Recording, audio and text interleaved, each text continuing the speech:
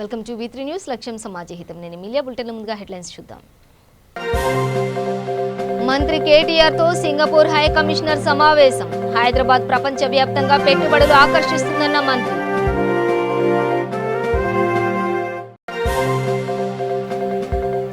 హుజూరాబాద్ లో ఎందరు వచ్చినా గెలుపు ఈటలదే ధీమా వ్యక్తం చేసిన దుబ్బాక ఎమ్మెల్యే రఘునందన్ రావు.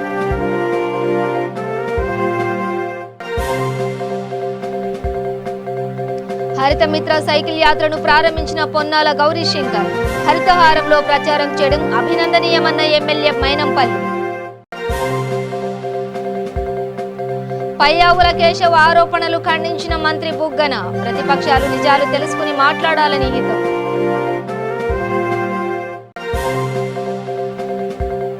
భువనగిరి జిల్లా కలెక్టరేట్ను ముట్టడించిన బీజేపీ నేతలు. అడ్డుకుని అరెస్టు చేసిన పోలీసులు. డీటెయిల్స్ చూస్తే తెలంగాణ రాష్ట్రంలో నూతన రంగాల్లో అనేక పెట్టుబడి అవకాశాలు ఉన్నాయని, ఈ అవకాశాలను సింగపూర్ కంపెనీలకు పెట్టుబడిదారులకు పరిచయం చేయడంలో సహకారం అందిస్తామని భారతదేశంలో సింగపూర్పై హై కమిషనర్ సిమోన్ వాంగ్ అన్నారు. ప్రగతి భవన్లో పరిశ్రమల శాఖ మంత్రి కె తారక రామారావుతో సింగపూర్ హై కమిషనర్ సమావేశమయ్యారు. ఈ సందర్భంగా హైదరాబాద్, తెలంగాణ గురించి మంత్రి కేటీఆర్ పలు వివరాలు అందించారు. హైదరాబాద్ నగరం కొన్ని వందల సంవత్సరాల నుంచి దేశంలోని ఇతర నగరాలకు భిన్నంగా కాస్మోపాలిటన్ స్వభావంతో అభివృద్ధి చెందుతూ వస్తుందని, ఇక్కడ అనేక రాష్ట్రాలతో పాటు వివిధ దేశాలకు చెందిన కంపెనీలు, వారి సిబ్బంది దీర్ఘకాలంగా పనిచేస్తున్నారని ఈ సందర్భంగా కేటీఆర్ అన్నారు. తెలంగాణ కేవలం దేశంలోని ఇతర రాష్ట్రాలతోనే కాకుండా అంతర్జాతీయంగా నెలకొన్న పోటీని దృష్టిలో ఉంచుకుని ప్రపంచంతో పెట్టుబడులు ఆకర్షించేందుకు పోటీ పడుతుందని తెలిపారు. ఇప్పటికే అనేక సింగపూర్ కంపెనీలు రాష్ట్రంలో పెట్టుబడులు పెట్టి తమ కార్యకలాపాలు పట్ల సానుకూలంగా ఉన్నాయని కేటీఆర్ అన్నారు.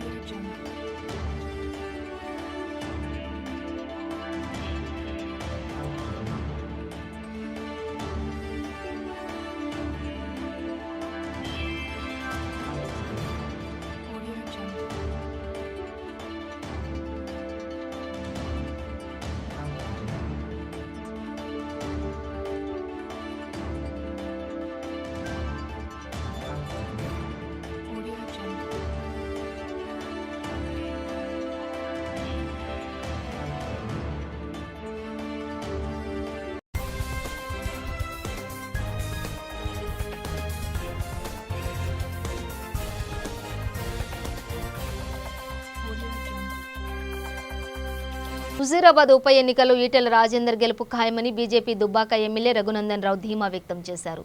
దుబ్బాక ఉప ఎన్నికల్లో 1,00,000 మెజారిటీతో గెలుస్తామని టీఆర్ఎస్ గొప్పలు చెప్పుకుందని, ఇప్పుడు హుజూరాబాద్లో కూడా అదే తరహా ప్రకటనలు ఇస్తోందని ఎద్దేవా చేశారు. ఎమ్మెల్యేలు, మంత్రులు, 100 మంది సీఎంలు వచ్చిన ఈటెల గెలుపును ఆపలేరని అన్నారు. ఓటర్లను ప్రలోభ పెట్టేందుకు టీఆర్ఎస్ యత్నిస్తోందని, నోట్ల కట్టలు వెదజల్లినా ప్రజలు ఈటెలకే పట్టం కడతారని చెప్పారు. దుబ్బాక ఎన్నికల్లో గెలుపు కోసం బీజేపీ ఎంత కష్టపడి పనిచేసిందో హుజూరాబాద్లో కూడా అదే విధంగా పనిచేస్తామని రఘునందన్ రావు అన్నారు. 14 ఏళ్ల ఉద్యమ పార్టీ, 7 ఏళ్ల అధికార పార్టీ అయిన టీఆర్ఎస్ ఇన్నేళ్లలో ఒక్క బలమైన బీసీ నేతను కూడా తయారు చేసుకోలేకపోయిందని ఎద్దేవా చేశారు. ఊరంతా ఫ్లెక్సీలు పెట్టుకున్నంత మాత్రాన గెలుపు రాదని చెప్పారు. హుజూరాబాద్లో బీజేపీ, టీఆర్ఎస్ మధ్య పోటీ ఉంటుందని చెప్పారు.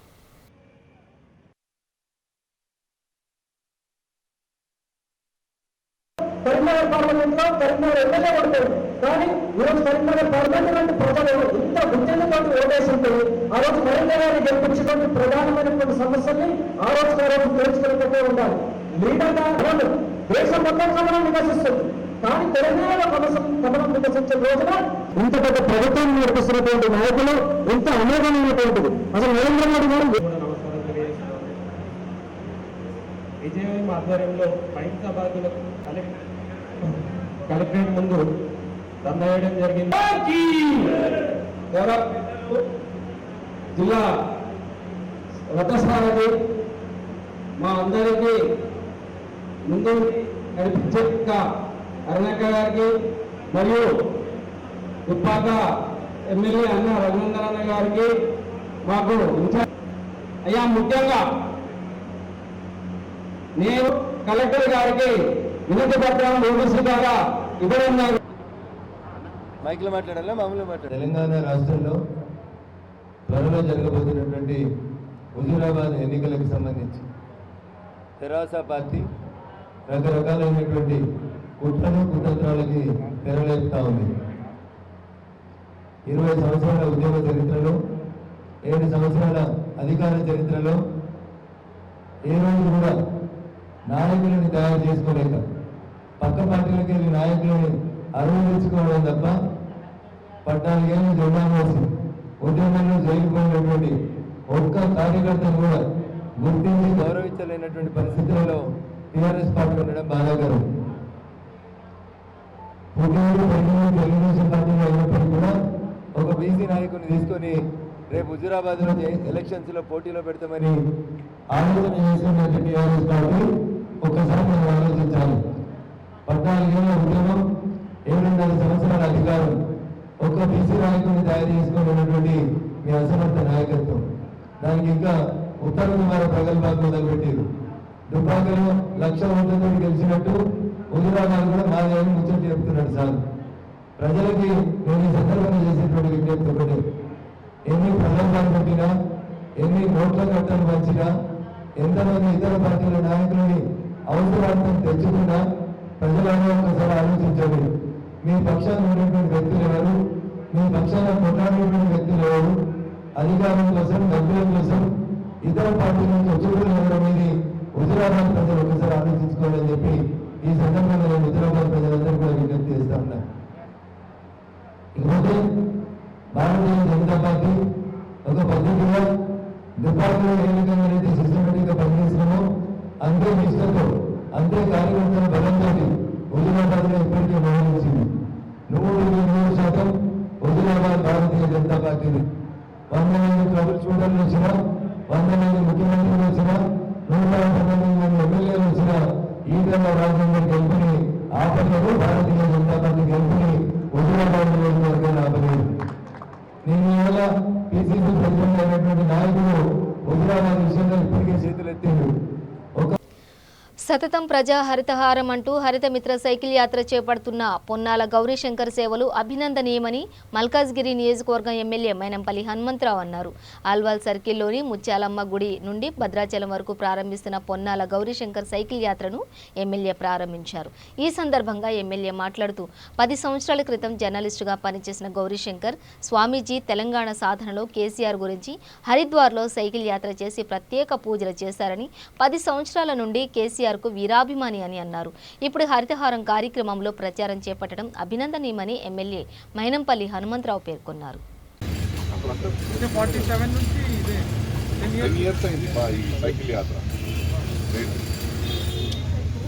మీడియానే ఒకప్పుడు రేట్ చేసినాం అన్నప్పుడు ఈనాడులో చేసినాను, ఆంధ్రభూమిలో చేస్తాను, విశాలాంధ్ర ప్రయాణంలో చేశాను, గేమ్లో చేశాను. మ్యారేజ్ అయిందా సార్? పిల్లల నుంచి పెట్టి ఇంకపోతే పిల్లలు లేదా? 727 జిల్లాలు తిరిగాను, అందులో గ్రామాలు తిరిగాను. సమస్యల తీసుకో బగిర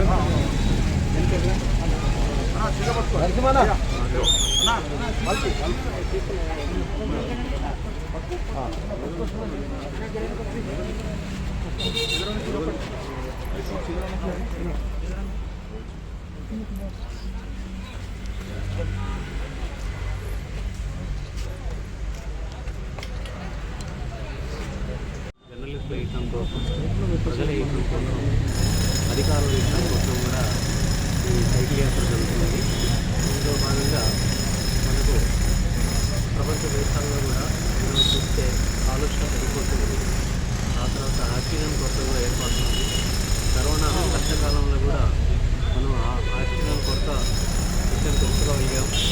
ప్రధాన కారణం ఏంటంటే సహజ ఆక్సిజన్ దొరకకపోవడం,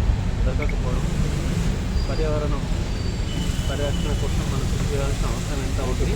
అందులో ప్రతి ఒక్కరు కూడా 6 మొక్కలు నాటి, అది కూడా పండ్లు ఆక్సిజన్ నీడనిచ్చే మొక్కలు నాటినప్పుడు మాత్రమే హరిత ఆహారం లక్ష్యం నెరవేరుతుంది. అందుకోసం ప్రతి వ్యక్తి కూడా సర్పంచ్ నుంచి మొదలుకుంటే ప్రజాప్రతినిధి వరకు కూడా చిత్తశుద్ధితో మొక్కలు నాటి వాటిని పరిరక్షించినప్పుడే సీఎం కేసీఆర్ గారి ఆశయం నెరవేరుతుంది. ఆ తర్వాత అశోక చక్రవర్తి గారి ఆశయాలను నెరవేరుతాం. మీ మీడియానే ఒకప్పుడు దేంట్లో చేసినావు అన్నప్పుడు? ఈనాళ్ళలో చేసినాను, ఆంధ్రప్రదేశ్లో చేస్తాను, విశాలాంధ్ర ప్రయాణికులు ఏమో చేస్తాను. మరి పిల్లల నుంచి పెట్టి ఇంత పోతే ఒంటరివాడిని పిల్లల మీద మ్యారేజ్ కావాలి, మ్యారేజ్ అయిందని చెప్తున్నాను. మ్యారేజ్ కాలేదా? మరి చెప్పట్లే, అదే అంటున్నా. వాళ్ళని వదిలిపెట్టిపోతే మళ్ళీ మాకు పాపం ఏంటమ్మా?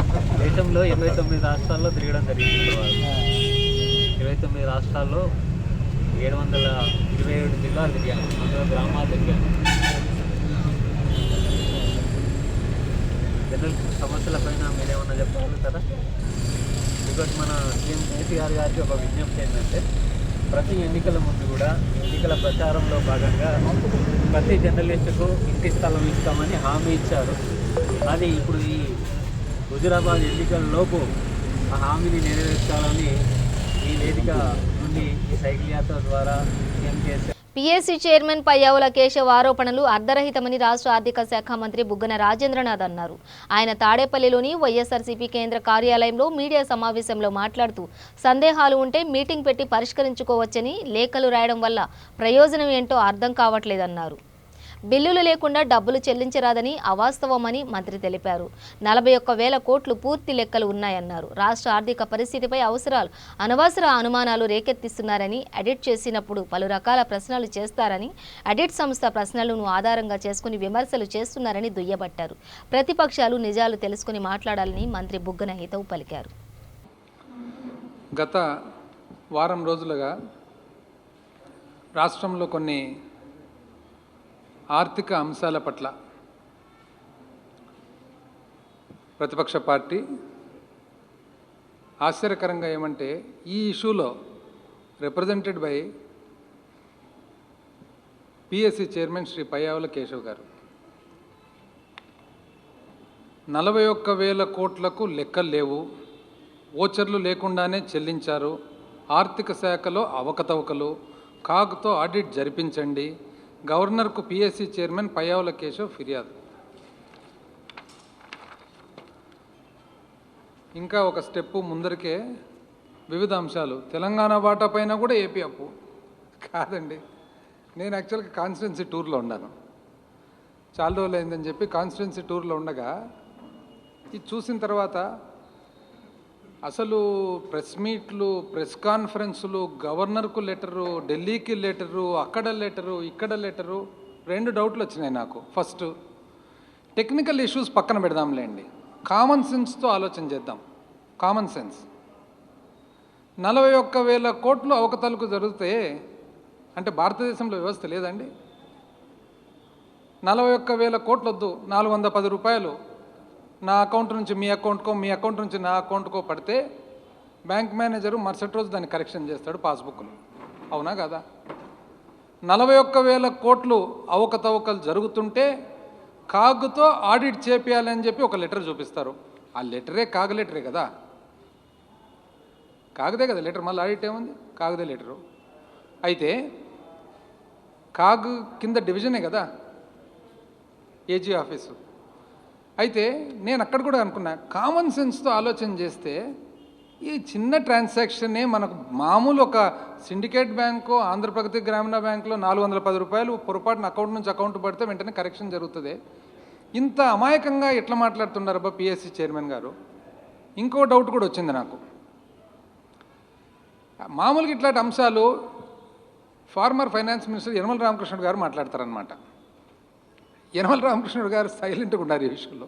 సో నేను అనుకున్నా, ఈయన ఉత్సాహంగా ముందుకు పరిగెత్తున్నాడు, ఈ పొరపాటు చేసుకోనిలే, కాలు జారనిలే, చూద్దామని చెప్పి సైలెంట్గా ఉన్నాడా, లేదా శ్రద్ధ లేక దీని మీద పెట్టలేదా? ఆయన పిఎస్సి చైర్మన్గా సామాన్య ఎమ్మెల్యే కాదు కదా, పబ్లిక్ అకౌంట్స్ కమిటీ చైర్మన్. మీకు ఏదైనా డౌట్స్ ఉంటే మీరు you can call for meeting, మీరు అడగొచ్చు, ఇన్ఫర్మేషన్ తీసుకోవచ్చు, రాతమూలకంగా ఇవ్వచ్చు. Government is bound to reply కదా, ప్రభుత్వం రిప్లై చేయాల్సిందే. What is public accounts committee? It is the representative of the legislature. Check and balance on the government, check and balance on the executive is public accounts committee.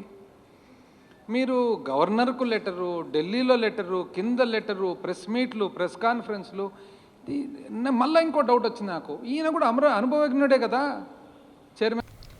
రాష్ట్రంలో వివిధ శాఖలలో ఖాళీగా 2 లక్షల ఉద్యోగాలను వెంటనే భర్తీ చేయాలని డిమాండ్ చేస్తూ బీజేవైఎం యాదాద్రి భువనగిరి జిల్లా కలెక్టరేట్ పిలుపునిచ్చారు. అందులో భాగంగానే కలెక్టర్ కార్యాలయం ముట్టడించారు.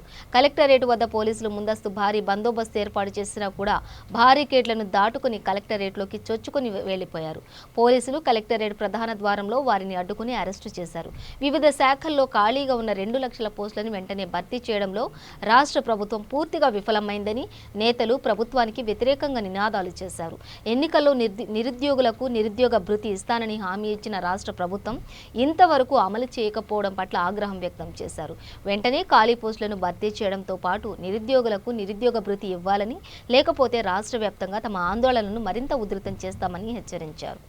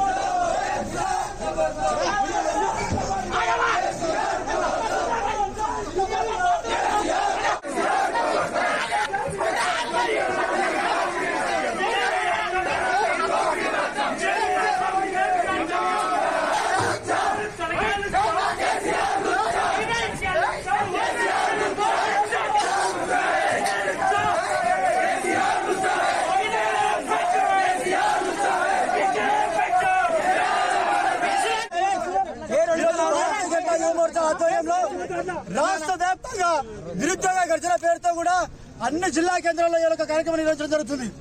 ఈ రోజు కేసీఆర్ రెండోసారి అధికారంలోకి వచ్చిన తర్వాత గత 7 సంవత్సరాల నుంచి ఉద్యోగాల పేరిట ఎన్నికల చూపు మాత్రమే తన కళ్ళబొల్లి మాటలతో కాలయాపన చేస్తూ నిరుద్యోగాలను మోసం చేస్తున్నాడు.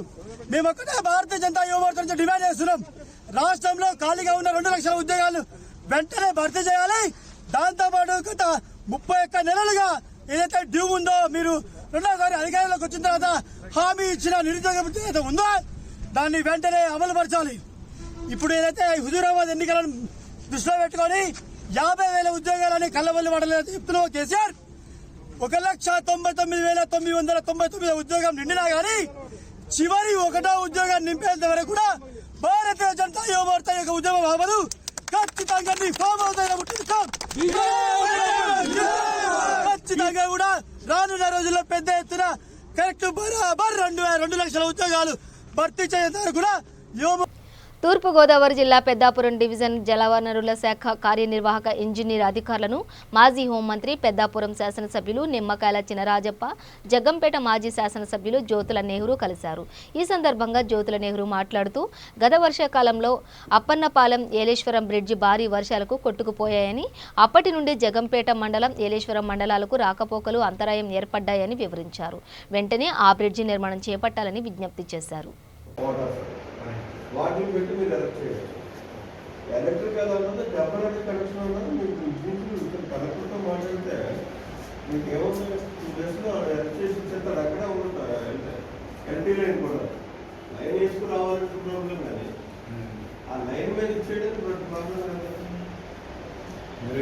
ఆ మెథడ్ అయితే 500 ఎకరం మనం ఖండించడంలో ఇయ్యాలి. ఏమో మాది కోనసీమలో నీరు ఎక్కువైపోయి కుడిపోయి పంట మానేస్తాను.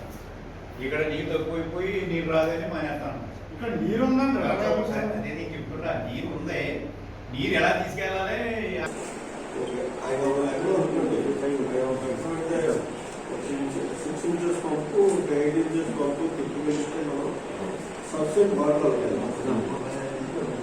అది ఎలా వెళ్తున్నట్టు దీనికి మీకు థైలాండ్ దీనికి ఎప్పుడైనా సరే అది కూడా వచ్చి తోడేవాళ్ళు ఉంటారు. కాంట్రాక్ట్ మీరు కాంట్రాక్ట్ ఇచ్చి చేసి కూడా ఉంటాయి. ఆ రకంగానే చేయొచ్చు, లేదా మీ దగ్గర కానీ లేదంటే ఆంధ్రప్రదేశ్ దగ్గర రెడీగా ఉంటాయి వాటర్. వాటిని పెట్టి మీరు ఎలక్ట్ చేయాలి. ఎలక్ట్రికల్ అన్నది టెంపరీ కనెక్షన్ అన్నది మీకు కలెక్టర్తో మాట్లాడితే మీకు ఏమవుతుంది, 2 డేస్లో ఎలక్ట్ చేసి ఇచ్చేస్తారు. అక్కడే ఉంటుంది ఎల్టీ లైన్ కూడా లైన్ వేసుకు రావాలంటే ప్రాబ్లం లేదు. ఆ లైన్ మీద ఇచ్చేయడానికి ప్రాబ్లం లేదు. ఆ మెథడ్ అయితే 500 ఎకరం మనం ఖండించడంలో ఇయ్యాలి. విశాఖ జిల్లా Achyutapuram SCZ Brandix apparel city India seeds పరిశ్రమలో కార్మికులకు న్యాయం చేయాలని CITU జిల్లా కార్యదర్శి రాము డిమాండ్ చేశారు. బ్రాండింగ్స్ యాజమాన్యం కార్మికులకు అతి తక్కువ వేతనాలు ఇచ్చి వెట్టి చాకిరీ చేయించుకున్నారని, కోట్లాది రూపాయలు లాభాలు గడించి కార్మికులు గోడు పట్టించుకోవడం లేదని ఆవేదన వ్యక్తం చేశారు.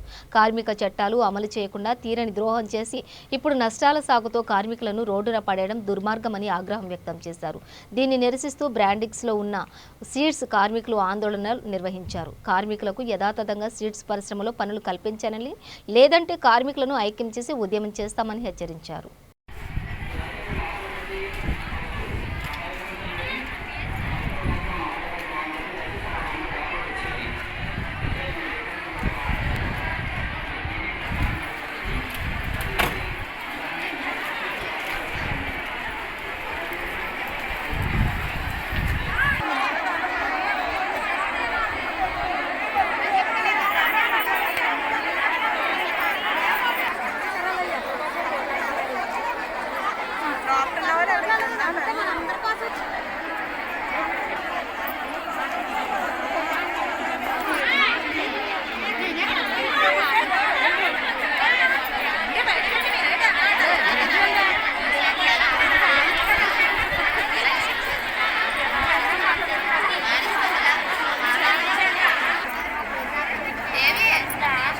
ఏపీలో గ్రామ రెవెన్యూ సిబ్బంది ధర్నాకు దిగారు. దీంట్లో భాగంగా కడప జిల్లా బద్వేల్ వద్ద ఆందోళన వ్యక్తం చేశారు.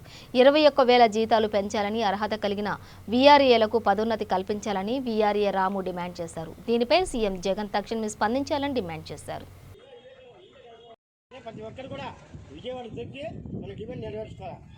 ఇచ్చిన హామీని ఇచ్చిన హామీని ఇచ్చిన హామీని ఇచ్చిన హామీని కనీస వేతనం 2,000 రూపాయలు, కనీస వేతనం 2,000 రూపాయలు. ఈరోజు డిఏ డిఏ ప్రమోషన్లు ప్రమోషన్లు ప్రమోషన్లు ఏపీఆర్ఎల్ ఐక్యత ఏపీఆర్ఎల్ ఐక్యత కనీస వేతనం 20,000 రూపాయలు కనీస వేతనం 20,000 రూపాయలు కనీస వేతనం 20,000 ఇచ్చిన హామీని ఇచ్చిన హామీని సీఎం ఇచ్చిన హామీని సీఎం ఇచ్చిన హామీని సీఎం ఇచ్చిన హామీని కనీస వేతనం హామీని నిలబెట్టుకోవాలి సీఎం ఇచ్చిన హామీని టీఆర్ఎస్ ఇచ్చిన హామీ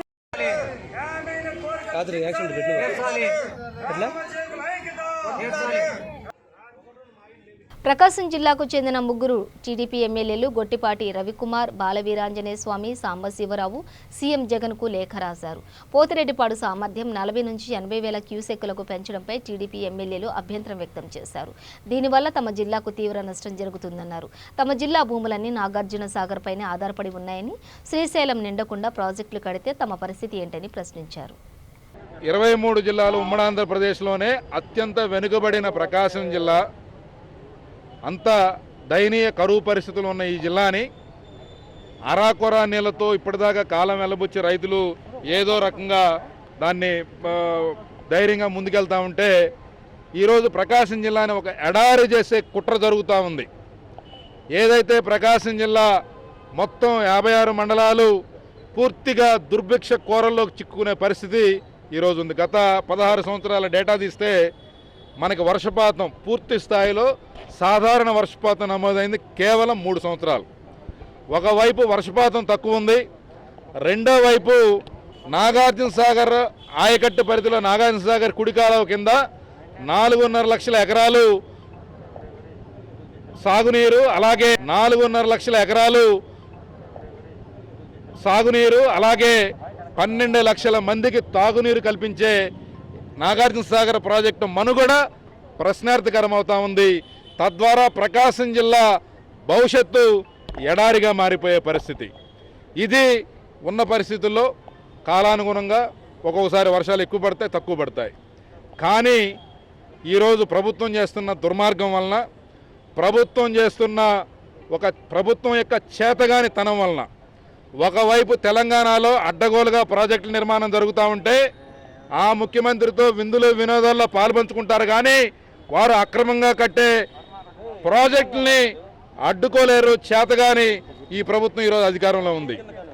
ఒకవైపు అక్కడ నష్టం జరుగుతూ ఉంటే రెండో వైపు ప్రకాశం జిల్లా, అలాగే గుంటూరు జిల్లా, అలాగే నాగార్జున సాగర్ ఆయకట్టు పరిధిలో ఉన్న మొత్తం ప్రాంతాన్ని ఈరోజు నీరు గార్చే విధంగా శ్రీశైలం ఎగువ భాగాన అడ్డగోలుగా మళ్ళీ వీళ్ళు ఇష్టం వచ్చినట్టు సామర్థ్యాలు పెంచి ఇరిగేషన్ ప్రాజెక్టులు, లిఫ్ట్ ఇరిగేషన్ స్కీమ్స్ పెడతా ఉన్నారు. కాబట్టి ఈ విషయాన్ని గుర్తించాలి. ప్రకాశం జిల్లాకి ఏదైతే తాగునీరు, సాగునీరు అవసరాలను తీర్చే ఎన్ఎస్పి ప్రాజెక్టు. బులెటిన్ ముగించే ముందు హెడ్లైన్స్ మరోసారి. మంత్రి కేటీఆర్తో సింగపూర్ హై కమిషనర్ సమావేశం. హైదరాబాద్ ప్రపంచవ్యాప్తంగా పెట్టుబడులు ఆకర్షిస్తుందన్న మంత్రి.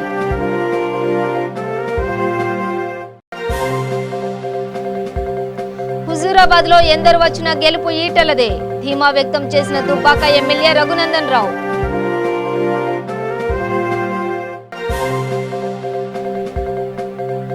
హరిత మిత్ర సైకిల్ యాత్రను ప్రారంభించిన పొన్నాల గౌరీశంకర్. హరితహారంలో ప్రచారం చేయడం అభినందనీయమన్న ఎమ్మెల్యే మైనంపల్లి. పయ్యావుల కేశవ ఆరోపణలు ఖండించిన మంత్రి బుగ్గన. ప్రతిపక్షాలు నిజాలు తెలుసుకుని మాట్లాడాలని హితం.